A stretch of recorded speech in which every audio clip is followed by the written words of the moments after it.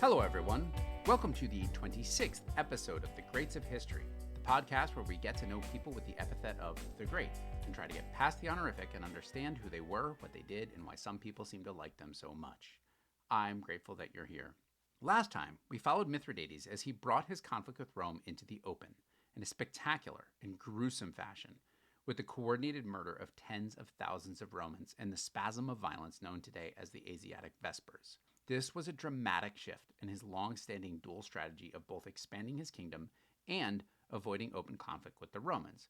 There was only so long he could restrain himself after so many Roman provocations, and when he acted, he did so with his usual flair for the grandiose and ruthless. The resulting conflict, known to the Romans as the First Mithridatic War, lasted 5 years and ended in a Roman victory. But given the severity of the mass killing that ignited the conflict, the terms of the settlement were fairly mild.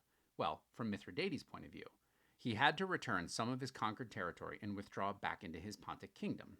Today, we're going to follow Mithridates after the conclusion of the First Mithridatic War, through the end of his life. He'd been avoiding conflict with Rome for so long, and now that he'd gone toe-to-toe with the bullies from Italy, he'd emerged bloodied but left standing and with enormous wealth and resources at his disposal. So while his treaty with Rome required him to mind his own business, he was in good standing. The Pontic king wasn't entirely free from troubles. Some of his western Hellenic cities had been causing trouble, and his territory of Colchis was behaving poorly, making demands and calling for more direct attention from the royal family. You may remember from the earlier part of the Mithridates series that Colchis was the first territory that he had conquered to expand his kingdom after he returned from his exile. They'd never been particularly excited to be subsumed into the Pontic Empire and bristled at their loss of independence. It was a fertile and wealthy country and an important part of Mithridates' plans. For their part, the Colchians would be mollified, they said, if Mithridates would send his son, the same one with whom he shared a name, to come rule them directly. Duly, father sent son to Colchis, and the restive citizens were soothed.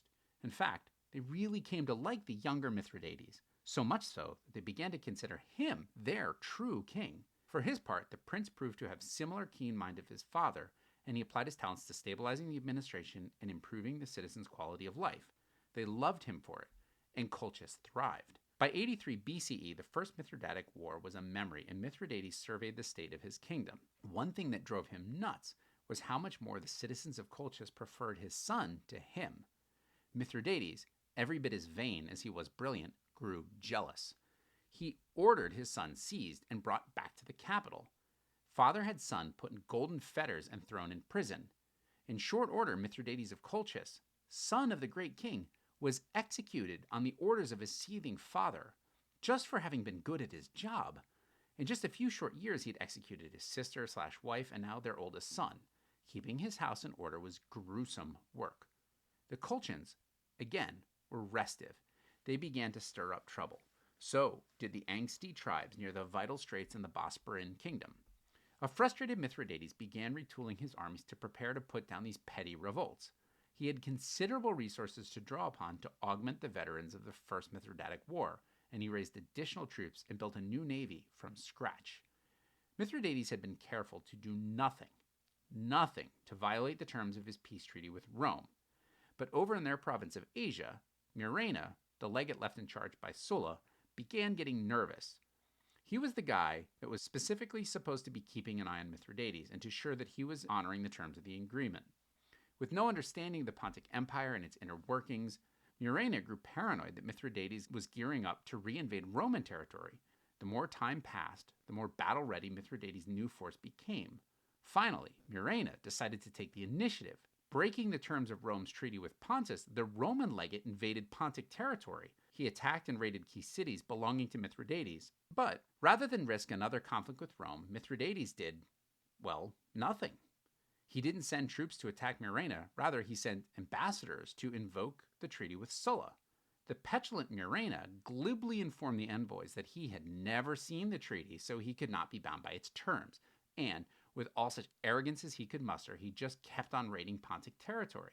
Once again, a greedy Roman magistrate, confident that his actions would receive approval from the powers back at home, was clearly bent on personal enrichment, seeking stolen treasure from the Pontic territories. Mithridates, committed to diplomacy before warfare, still didn't fight back.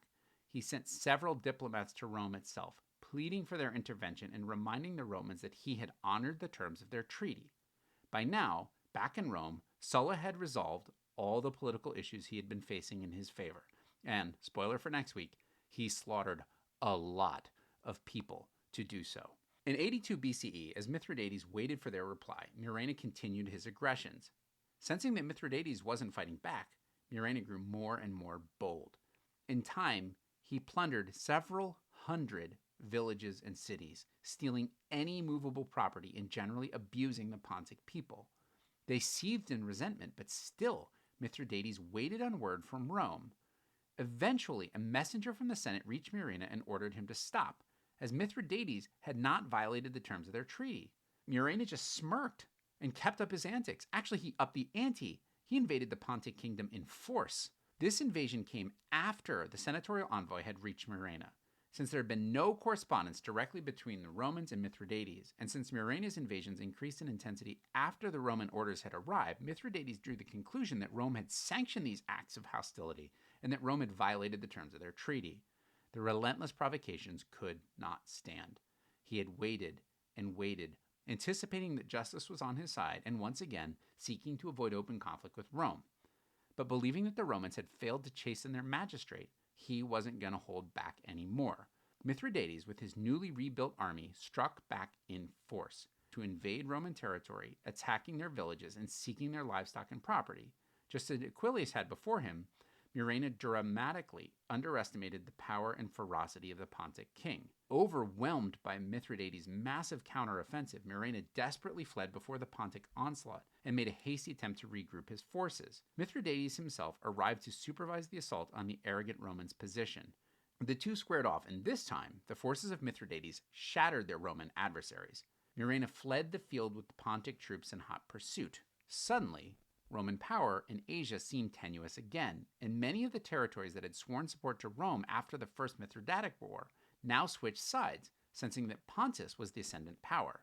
Another envoy finally caught up with Murena with a message from the Sulla who demanded that Murena cease his roguish campaigning.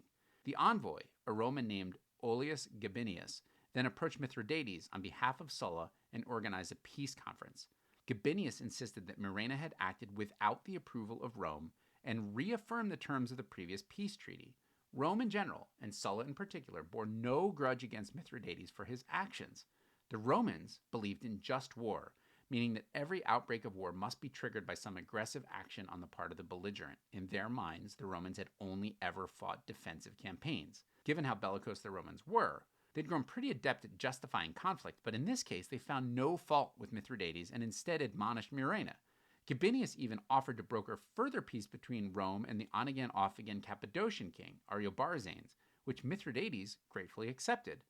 The Pontic king sealed this new pact of friendship with a betrothal, with Mithridates consigning his daughter to become the future Mrs. Ariobarzanes. She was 4. Gabinius had accomplished a significant diplomatic achievement, de-escalating the conflict and even working to heal some of the regional rifts between local kings. Murena was recalled to Rome. Rather than be held to task for his actions, which dragged Rome into what is now called the Second Mithridatic War, the Senate allowed Murena the singular honor of celebrating a triumph, despite the fact that he was soundly beaten by Mithridates. The Second Mithridatic War, fought between 83 BCE and 81 BCE, was a victory for Mithridates. It didn't add huge swathes of territory to his empire, but it did reset the political balance between Rome and Pontus, and give the king a chance to augment and enhance his military capabilities. He also proved to the surrounding kingdoms that he was still formidable, and he reminded any Romans that would like to throw their weight around that there would be serious consequences for testing his patience. Thus, in 81 BCE, he was firmly in control of his kingdom, besting both Rome and putting down internal rebellions that had caused his mobilization in the first place. Things were looking up. Unfortunately, with all their history of distrust and hostility, peace between the two powers was impossible to maintain. Tensions between Rome and Mithridates amped up in 78 BCE when Sulla died. Sulla, who had fought and won the First Mithridatic War, then served as the voice of reason, chastening his fellow Romans for initiating and losing the second. Sulla had been a check on Roman aggression in Asia Minor and insisted that Rome honor its treaty obligations. When he died, the riches of Asia and the kingdom of Mithridates loomed large in the imagination of the greedy Roman nobles, who vied for the chance to travel east and enrich themselves through plunder. All they needed was a flimsy pretext. Ever careful to avoid conflict with Rome, the pragmatic Mithridates needed to continue strengthening his military and to find ways to undermine his adversary without spilling out into open warfare. The clever king struck upon some novel solutions. Rather than provoke Rome directly, Mithridates began to form alliances with Rome's enemies. Marauding bands of pirates based in the region of Cilicia had been raiding shipping, stealing treasure, and seizing grain shipments all across the Mediterranean. Cilicia is yet another of the ancient kingdoms of Asia Minor. If Pontus was on the central hump at the north end of Asia Minor, bordering the Black Sea, then Cilicia was in the same spot due south at the very bottom of the landmass and bordering the Mediterranean. The pirates that called the region home gave Rome fits, and through them Mithridates saw an opportunity to stick it to the Romans. He formed an alliance to provide support and safe harbor to the Cilician pirates, to encourage them to keep up their raiding. If Rome was preoccupied fighting other fights, then maybe they would just leave Mithridates alone. Over in Spain, a Roman renegade general had been leading a one-man civil war against Rome. Quintus Sertorius was the last holdout of the Marians, that faction that had proven to be an affirmed enemy of Sulla. Toward the end of the civil war that put Sulla in charge as dictator for life, Sertorius had gone to the province of Hispania to carry on the fight. He rallied the various Iberian tribes and conducted a brilliant guerrilla campaign. The Sullan faction sent wave after wave of troops to try to suppress the renegade. For years, they failed, and Sertorius grew more and more entrenched. Hispania was crucial to Rome, given its rich silver and gold mines. Sertorius' war hampered Rome's ability to pay for all of its adventures. Under the idea that the enemy of my enemy is my friend, Mithridates sent envoys to Sertorius to open relations with the renegade. Sertorius responded favorably, and the two forces agreed to coordinate actions. Sertorius even sent military advisors to Mithridates to train the Pontic army on Roman tactics. Not only would this serve them well on the battlefield, but it also would help them be better prepared for Roman movements and strategy. These advisors also brought the latest Roman weaponry and taught their Pontic allies how to manufacture and use the short, razor-sharp Roman sword, the gladius, from which we get the word gladiator. He made other moves. He negotiated friendly treaties with the Ptolemies in Egypt, the untamed Thracian tribes northeast of Greece, and tightened his ties with Tigranes in Armenia. And his spies turned up some juicy intel. Back in the home country, the Romans were dealing with a conflagration that had swept all over Italy.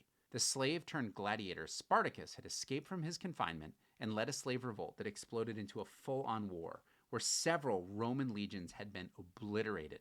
Mithridates even made contact and promised cooperation with Spartacus as part of his Pax Rome in all sides strategy. While not overtly at war with Rome, Mithridates knew the conflict was inevitable, and he sought to both strengthen his position and to undermine Rome's, while being careful not to directly initiate hostilities. The more Rome had its hand tied with all these other irritants, the less opportunity they would have to let their eyes wander to gaze lustfully at the riches of Pontus. But Rome was Rome, always itching for a fight, and for the opportunity to plunder a wealthy kingdom under some flimsy pretext of self-defense. And Mithridates was, well, Mithridates. He was always angling at something, always looking for an advantage, and never, ever going to back down from Roman aggression. Gaeta don't play that. The key event that tipped the simmering tension over into boiling civil war came in 74 BCE when Nicomedes IV, the lackey Roman puppet king of Bithynia, died. Ever the sycophant, Nicomedes bequeathed his entire kingdom to Rome, just as Attalus of Pergamum had done back in 133 BCE. The Roman Senate quickly voted to accept the bequest and organized Bithynia as a new Roman province. This was too much for Mithridates. Between the former Pergamene kingdom and Bithynia, Mithridates would now be hemmed in by Romans on multiple fronts. Asia Minor was his sphere of influence, and the geopolitical situation was untenable. But still, as always, Mithridates was cautious. He held back. Rather than fully invade, he declared Nicomedes' will to be a fake and refused to recognize the legitimacy of Roman rule, placing his own candidate on the Bithynian throne. In a way, he was taking a page out of the Roman playbook, seeking to rule by proxy with a pliant puppet installed to do his bidding. The Romans were furious. They demanded that Mithridates withdraw his lackey and recognize Roman ownership of the territory. This time, though, Mithridates refused, and the Romans declared war. Mithridates, in contact with the renegades Sertorius and Spartacus, coordinated the efforts of Rome's three great adversaries. The ever-crafty Pontic king envisioned a world where Rome would be so bogged down in multiple conflicts that it couldn't concentrate its might on any one. If they could coordinate their actions, then each of them could play a role in tying Roman forces down, increasing the chances of success for all. Unfortunately for Mithridates, in 73 BCE, Right at the outbreak of the Third Mithridatic War, Sertorius, the brilliant rebel, was murdered in a conspiracy of jealous subordinates who thirsted for command of the guerrilla campaign. None of the conspirators had a shred of Sertorius' brilliance, and Hispania was quickly subdued, freeing up the Roman legions that had been dedicated to suppressing the festering rebellion. But these Roman resources would take some time in making their way to Asia, so while this was a dent in Mithridates' plan, it didn't immediately change the strategy. Plus, for the time being, the Spartacus War, also known as the Third Servile War, was in full boil. Thus, in the opening phases of the war, things went well for Mithridates. He invaded Bithynia and laid claim to the contested territory. For their part, the Romans sent both of their consuls, the highest elected office shared annually between two magistrates, to lead the Roman war effort. These were Marcus Aurelius Cotta and Lucius Licinius Lucullus, the same commander that had marched by Sulla's side through thick and thin. The plan was simple. Cotta would lead a land and sea force that would tie down Mithridates, while Lucullus would march the land force and strike at the heart of the Pontic kingdom. Before long, Mithridates' network shared the grim news that two separate Roman forces were methodically bearing down on him. Each by itself was a serious problem. Together, they were an existential threat. Mithridates might be patient, delaying conflict and avoiding direct rupture with Rome whenever possible, but when faced with the realities of war, he dispensed with his measured approach and acted boldly. Responding to the Roman threat, Mithridates moved quickly to prevent the forces from coordinating efforts. He entered the contest with approximately 300,000 Pontic and mercenary troops, fully equipped with the latest gear, fortified with the knowledge of Roman tactics and weaponry, and augmented by a new and powerful navy. He had been preparing for years, and he was ready for the final showdown with Rome. Cotta had set up shop in Bithynia, in the port city of Chalcedon on the Bosporus, directly across from the city of Byzantium, which would later be refounded as Constantinople, and is now Istanbul. Why they changed it, I can't say. People just liked it better that way. Sorry, I had to. For their part, the Bithynians themselves were more ideologically aligned to Pontus than to Rome, and they long resented the exploitation they had suffered for the benefit of Rome.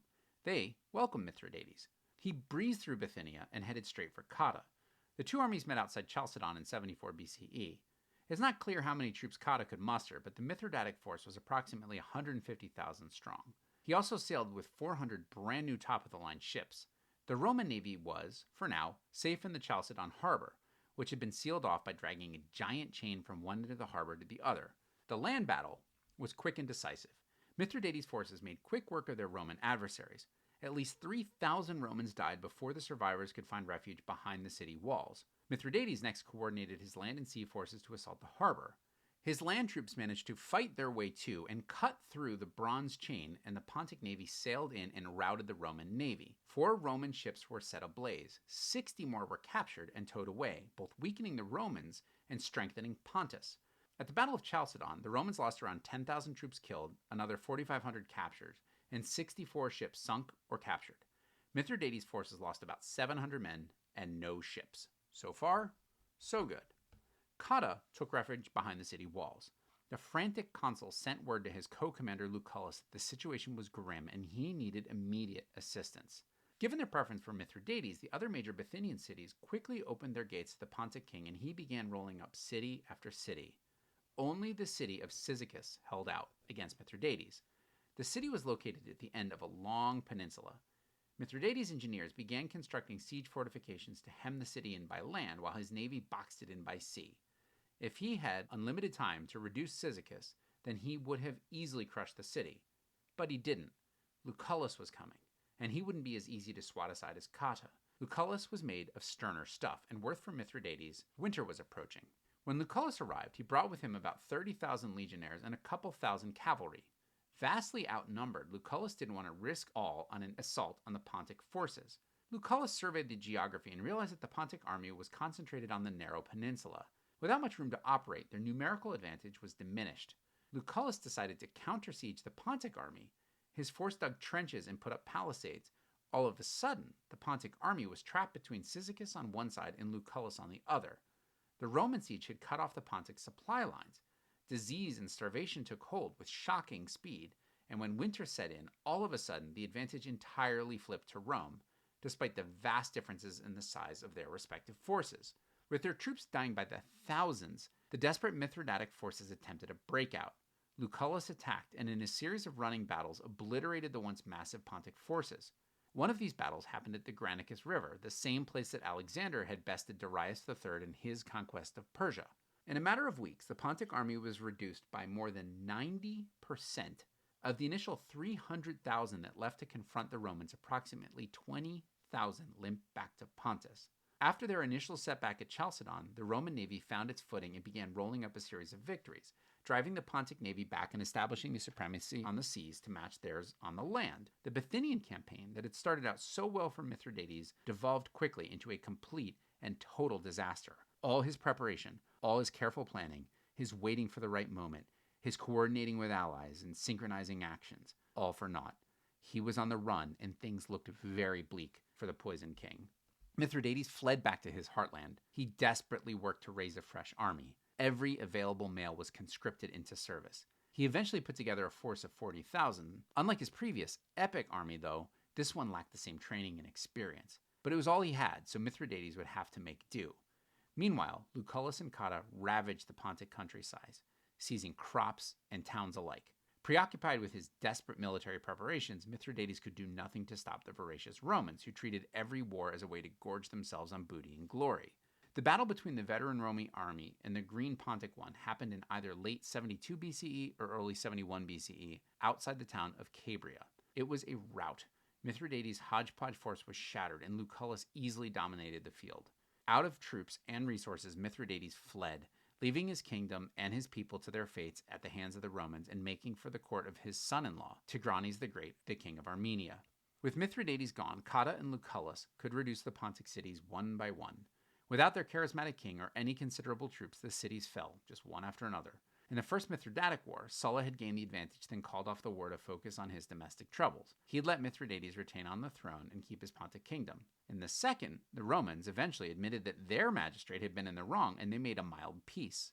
There would be no repeat of history. Lucullus and Cotta were dead set on destroying Rome's deadliest enemy once and for all. What started as a contest over Bithynia had morphed into the fight for Mithridates' very survival. In 70 BCE, Cotta returned to Rome, laden with treasure and glory. His star would fall quickly, though, and in 67 BCE he was exiled from the Senate, having been accused and convicted of embezzling treasure seized in the war. When Cotta left for Rome, Lucullus was left in sole command of the Roman effort. With all the momentum on his side, he kept up his conquest of the various Pontic lands, while sending an envoy to Tigranes to demand that he turn over Mithridates. Tigranes had been busy in the last few years. He likewise had conquered large swaths of territory and assembled a powerful veteran army, well on his way to earning his epithet of the Great. Weighing up his course of action, Tigranes realized that if he turned over Mithridates, then he would be seen as nothing more than yet another Roman vassal. Refusal, however, would certainly mean war. Tigranes chose war. Lucullus was likely pleased with this outcome. It gave him all the opportunity in the world to continue his conquests. More war meant more booty and ever greater glory. He invaded Armenia and crushed Tigranes, and in 69 BCE seized the Armenian capital, Tigranocerta. In 68 BCE, he scored another victory over Tigranes at Artasata. Rinse, repeat. New army, same result. Lucullus was unstoppable and relentless. Things were bleak for Mithridates. He knew that if he just kept running away from Rome, he would have less and less with which to fight back, and his defeat was inevitable. He was fighting a losing game, and he needed to change things up. It was while Lucullus was engaged in a siege of the Armenian city of Nisibis that Mithridates hatched his plan to fight back. In 67 BCE, just when Lucullus thought that he had Mithridates on the heels, the clever Pontic king snuck away and headed back to Pontus. The garrisons that Lucullus had left behind to watch over the vanquished kingdom had grown lax, content that the war was being waged far away. Energized by the secret return of their king, the Pontic people responded by rising up against the Romans. Suddenly, Mithridates was back in command of an energized kingdom. He assembled yet another army, and this time he obliterated the Roman legions that had been left behind to watch over the place. Before anyone knew what happened, 7,000 Roman soldiers lay dead, and Mithridates had regained the initiative by popping up in Lucullus's rear. Despite mounting success after success and winning every battle that he'd fought, both the troops and the senators back in Rome grew discontented with Lucullus's command. The army wanted nothing to do with another fight against Mithridates, and they refused their orders to march on Pontus. Instead, Lucullus marched his army back to the Roman provinces to protect their new gains and to figure out what to do next. Unfortunately for Lucullus, in 66 BCE, political winds in Rome shifted strongly in favor of an up-and-coming Roman hero, Pompey Magnus, or Pompey the Great, the subject of our next episode. Interestingly, by this time, he was already called Pompey the Great. Despite his unbeaten streak, the Senate relieved Lucullus of his command and instead inserted Pompey, who inherited a powerful, veteran army and a re-energized but still very much bloodied adversary. As we will see next week, Pompey enjoyed a lot of similar luck in his career. But let's not get too far ahead of ourselves. The First Mithridatic War ended when Sulla had to cut things short to return to Rome and deal with the political attempts to undermine him. His loyal subordinate Lucullus ended his military career in a similar manner. Bitter, Lucullus skulked back to Rome. His adversaries in Rome did everything they could to undermine his successes, even being so petty as to refuse to grant him the honor of a triumph, which according to the customs of Roman society and warfare, he had clearly earned. He eventually got to have his parade in 63 BCE. By then, he was all but retired and living a life of unsurpassed luxury and decadence. If you've ever heard anything as being over the top and decadent being referred to as Lucullan, then you know where the word comes from. In 66 BCE, Pompey's arrival in the east had reinvigorated the Roman forces. Surging east into Pontus, they made quick work of the patchwork Pontic army, and again Mithridates took flight. He sought refuge with Tigranes again, but this time he found the doors barred. Mithridates didn't dwell on his ill fortune. He made for Colchis. Before pursuing Mithridates, Pompey marched back into Armenia and forced Tigranes to submit to Roman authority, making Armenia a Roman client, but preserving Tigranes' throne. Rome's influence just grew and grew. Armenia would become a critical Roman buffer state against the Parthians, the successor empire to the Persians and the Seleucids. More on that to come down the road, too. By 65 BCE, Pompey was marching north from Armenia, bent on capturing Mithridates once and for all. Romans had this penchant for wanting to take their enemies alive so that they could drag their vanquished foes back to Rome in chains to parade them in their triumphs. This abject ritual humiliation usually ended with the poor enemy being ritually strangled to death for the amusement of the victors and the wild frenzy of the crowds. Mithridates vowed to fight, but he would not be taken alive. From Colchis, he made for the Bosporan kingdom. Again, we're in the upper right of the Black Sea/Sea of Azov region. The kingdom was run by one of Mithridates' sons, Machares. Expecting help from his progeny, Mithridates was furious when Machares refused. The kid was no fool. He could see the writing on the wall. Enraged, Mithridates had his son murdered and seized the throne for himself. His plan was to use this kingdom as a new base of operations. He aimed to raise a fresh army, resume the fight against Rome, and slowly roll back the Italians and restore some semblance of his empire. Machares wasn't the only one who could see through Mithridates' delusions. Another son, Pharnaces II, had an idea. He organized his own army and marched it, not on Rome, but on Mithridates himself. In this contest, the son bested the father, and Mithridates left distraught.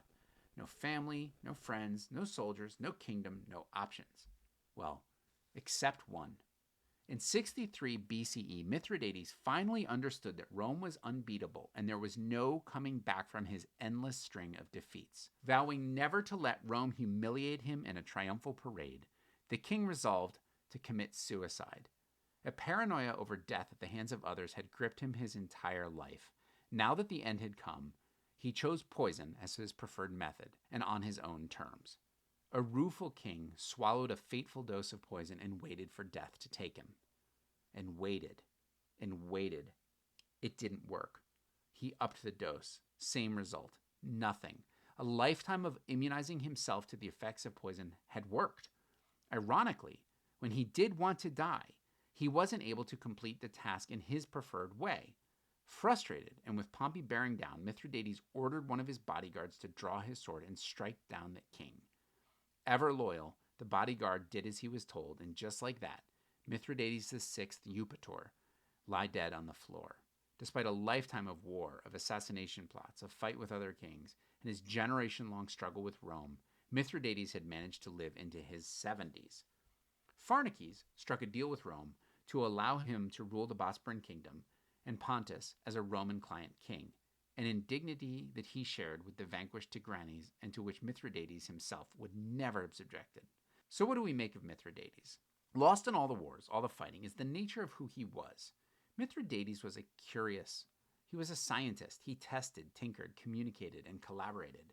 He was fascinated by plants, herbs, toxins, and antidotes, and he poured considerable effort into his horticultural and medicinal pursuit. He was widely considered the ancient world's most gifted toxicologist. Like many Hellenized rulers, he was a patron of the arts, architecture, of literary circles. Yet he also honored his Persian heritage in a number of ways, including bestowing Persian names on so many of his children.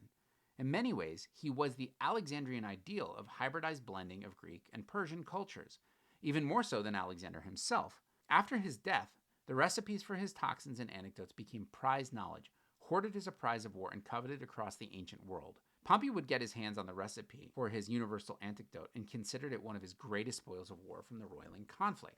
But these positive attributes aside, Mithridates' life was defined less by his intellectual pursuits and more by his political and martial ones. In politics, he was a gifted operator. He navigated countless political situations with a deft hand.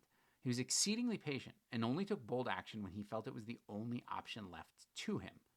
In foreshadowing of Byzantine politics, Mithridates tried to cultivate relationships with the enemies of his enemies, letting others do the fighting for him, while maintaining a pretense of good relations with those he didn't want to fight. But when he had to fight, he fought. Certainly the Romans judged him a worthy adversary. Pompey ordered an elaborate funeral ceremony for Mithridates and laid him to rest in the family tomb of his ancestors. Rather than let Mithridates be interred with one of his prized possessions, though, Pompey did keep a trophy from Mithridates. The fallen Pontic king had a purple cloak that was said to have belonged to none other than Alexander the Great. Connections to the great Macedonian conqueror always went a long way in elevating one's status, and Pompey sure thought that that cloak would be nice to wear in his coming triumph. Certainly, vanquishing Rome's deadliest enemy would further help the legend of Pompey the Great, but by wearing Alexander's cloak, he could take it to the next level. Roman historians tripped over themselves to describe his cunning and to remind their fellow citizens just what a threat the Pontic king had been. In fact, almost everything we know about Mithridates comes from these historians. If history is written by the victors, then the history of Mithridates was written by Romans, and these histories tell a story of a great, valiant king, a worthy adversary. But he certainly had a darker side. Mithridates didn't seem too troubled by murdering anyone he thought that stood in the way of his plans. Friends, families, puppet kings, even his own wives and children. He was shrewd and calculating, and when his calculations determined that someone had to go, or tens of thousands of people had to go, they went. He did the math, and he acted. Never rash, always with a plan. It's quite chilling when you think about the logic he used to decide how to wipe out the obstacles to his plans. He was boundlessly ambitious, which drew Pontus into more and more conflicts. It's hard to know what would have happened had he not contested the Roman occupation of Bithynia and stuck to his own kingdom as it was at the time. He gained the upper hand in the Second Mithridatic War, and his kingdom had grown considerably, but that growth had come at the result of a series of calculated risks that had ultimately worked out in his favor. He likely calculated that the synchronization of action with Spartacus and Sertorius would lead him to an easy victory. He was almost right, but the fates and the Romans had other ideas. Perhaps had his army not so completely collapsed after the failed siege of Cyzicus, could he have done what he'd always done, negotiated a settlement that left him strong and on his throne, yield a little to keep a lot. There are so many what-ifs with Mithridates, it's hard not to root for him, despite all the terrors he initiated. I guess we always love an underdog, and anyone facing Rome was always the underdog. His life is defined by dramatic events, the execution of Aquilius by liquid gold, the Asiatic Vespers, his bold invasions of the Anatolian kingdoms and of Roman territory. But if you see past these moments and evaluate his decision-making, his effectiveness was due more to his patience than his rashness. He always took great pains to avoid open conflict with Rome whenever he could, and yet to be prepared, just in case. There's a tendency to judge historical figures harshly when they come out on the losing end of conflict. How great can this guy be if he lost to Rome and lost the Pontic kingdom in the process? I think this is a bit unfair where Mithridates is concerned. His roiling conflict with Rome lasted a generation. He achieved plenty of success before his grand defeat, but right up into the end, he always left himself another option, another way forward. He was shrewd and cunning, a brilliant strategist. He just lacked the resources and relentlessness of Rome. It's to his credit that he managed to stem the tide as long as he did. Besides, it's easy to assess someone for the campaigns that they fight, but it's harder to give credit for the fighting that they didn't do. So while we measure Mithridates based in large part on his roiling conflict with Rome in his west, we often don't factor in the fact that he managed to build and maintain friendly relations with the ambitious and expansionist kingdoms to his east. Tigranes II was a conqueror, yet Mithridates built and maintained a positive relationship with the great Armenian, even at a time when alliances were easily betrayed. This allowed Mithridates to avoid war on two fronts, making him that much more able to focus his energy and resources on Rome. And as we will see in the coming episodes, Armenia wasn't the only ascendant Eastern kingdom in the area. It's to his compliments that we have only alluded to the Parthians so far. So on balance, Mithridates is at least impressive. You can decide if you think he was great. One fun little twist about Mithridates the Great. A lot of people we've discussed so far are but one of many rulers to share a name. There were 2 Sargons, 3 Dariuses, 11 Ramseses. The name Mithridates is no exception. The guy we talked about today was Mithridates VI. Certainly, this is why he was given the epithet of the Great, to differentiate him from 1 through 5, and countless children and lesser nobles and satraps that had the name along the way. But here's the fun thing. He is, so far as I can tell, the only the Great to share a name with another, the Great. In other words, there are 2 Mithridates the Greats. In fact, chronologically, our Mithridates, the one we've just spent so much time talking about, was the second one from a timeline point of view. The other one, Mithridates I, confusingly not related to any of the people we've talked about today, is so honored because he was the native Persian, well, Parthian, if we're going to be precise, a distinction to be addressed in the next episode, who overthrew the Hellenic Seleucid rulers and brought his home country under the rule of natives, of home nationals. So if you want to look more into Mithridates the Great, you'll have to be specific because, again, there are 2 of them. But the stage is big enough, and I'm sure they don't mind sharing it. One last little footnote, as a sort of epilogue. Mithridates in the end was undone by his son, Pharnaces II. No less ambitious than his father, Pharnaces had grand ambitions for his own Pontic kingdom. A few years after the Mithridatic Wars concluded, Julius Caesar found himself down in Egypt, distracted by the allure of the pharaoh queen Cleopatra VII. With the Roman leaders off and preoccupied, Pharnaces attempted to use this to his advantage. He rose up and overthrew the local Roman lackeys, conquered Colchis, parts of Armenia and Cappadocia, intent on forming his own empire in the model of that of his father. Caesar, awakened from his stupor, marched northeast, confronted Pharnaces, and made comically quick work of the Pontic upstart. In his dispatch reporting on the campaign that he sent back to the Roman Senate, the normally verbose Caesar simply said, Veni, vidi, vici.